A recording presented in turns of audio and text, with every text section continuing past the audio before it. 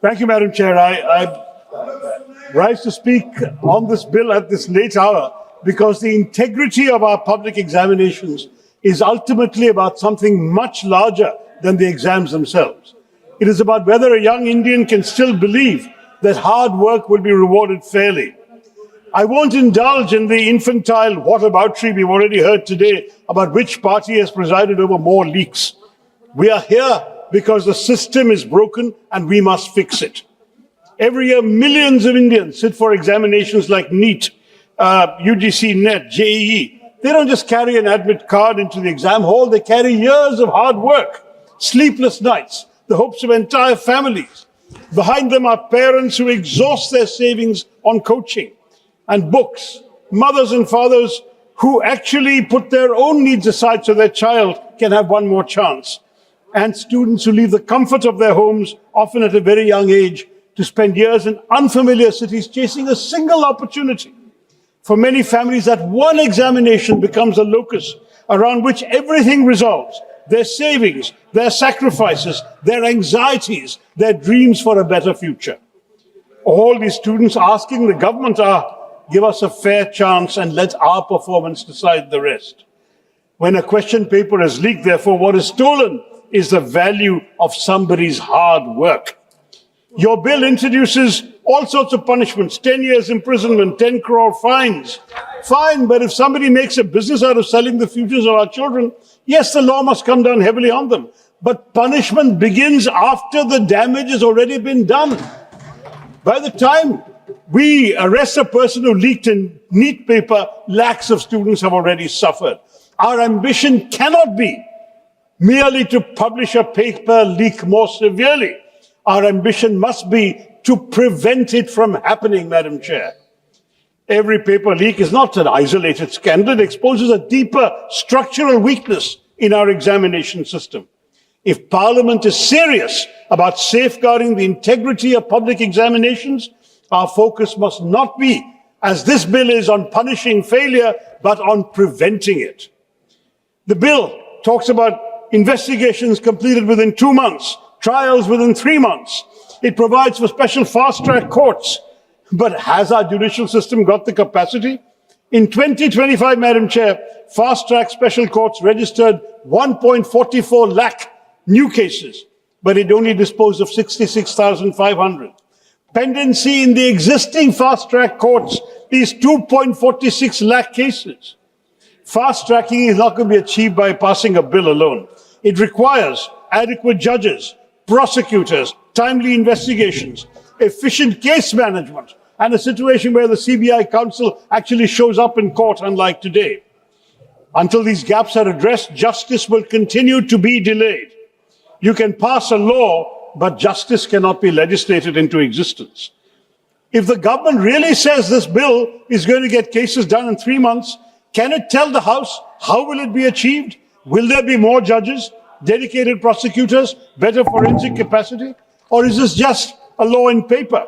Similarly, with this proposed special task force, who will serve on the special task force? What qualifications must its officers possess? What will be their tenure? Under which circumstances will a case be handed to it? These questions matter because both the wrongdoers and the investigators are operating under the administrative framework of the government itself. We can no longer think of paper leaks as somebody just opening a sealed packet and finding the questions. Modern examination fraud begins much earlier, at the stage of question setting, moderation, translation, digitization, printing, distribution. So examination security must be present at all these stages. Every access to a sensitive question paper must leave a digital audit trail with independent vetting, and we require a serious cybersecurity framework. I had a lot more to say, but in the interest of time, I'll cut it short. Technology, in other words, should protect our students, not be a barrier to them. And so this House, Madam Chair, must think beyond this bill towards a comprehensive reform of our examination architecture. India has to move away from the single, high-stakes, high-stress examination model, where the future of millions is decided in a few grueling hours, and one bad traffic jam, one illness, one accident could actually ruin an entire year of a student's life. Why can't we be like the SAT or the GRE, entrance examinations conducted through a continuous computer-based testing system with multiple attempts throughout the year, allowing students to submit their best score for admissions. Secure with competitive computer-adaptive question banks. This could reduce stress, accommodate unforeseen emergencies, strengthen examination integrity, and eliminate the single-point failures that make paper leaks inevitable. I have conveyed this suggestion to your high-powered committee, Mr. Nilekani, as well. But this brings us, Madam, to the National Testing Agency in the bill. The NTA has conducted hundreds of examinations involving crores of candidates. But of the 14 major examinations conducted by the NTA, 6 have had allegations of paper leaks and other discrepancies, and 15 examinations have been postponed by the NTA in the last 7 years. Now, why is this sorry record there? The NTA has only 39 permanent posts, and 15 of these posts are lying vacant. So just 24 people on permanent posts responsible for examinations that can determine the futures of crores of young Indians? There's something fundamentally wrong about this arrangement. An organization carrying permanent responsibility cannot depend on temporary capacity. You need accountability, but you also need action. The NTA needs strong, permanent, professional cadres, specialists in various fields, from exam administration to psychometrics, logistics, data protection, cybersecurity, fraud detection. It needs an internal security architecture. And let me say, when something goes wrong, somebody must be held responsible. There must be accountability. There must be action. After the failures of 2024, why again in 2026? Accountability must be real. But why, Madam Chairman, have these examinations acquired such extraordinary power over the lives of young Indians? In NEET 2026, more than 22 lakh candidates appeared in an exam for 1.4 lakh medical cases, ma'am. Think of what that means for an 18-year-old. We've created a system in which so many people are competing for so few opportunities. And the result is coaching centers, a black market for unfair advantage. That's why these leaks are happening. And that's why the student suicides have increased from 8,000 in 2014 to 14,600 today. Madam, I would love to speak more emotionally, but give me 2 minutes for one more point. It is extremely important to understand that these are not just numbers. That was somebody's child. That was somebody's books lying on a table. Somebody who came to believe that missing this exam meant failing in life. What do we tell their parents? What do we tell our fellow citizens?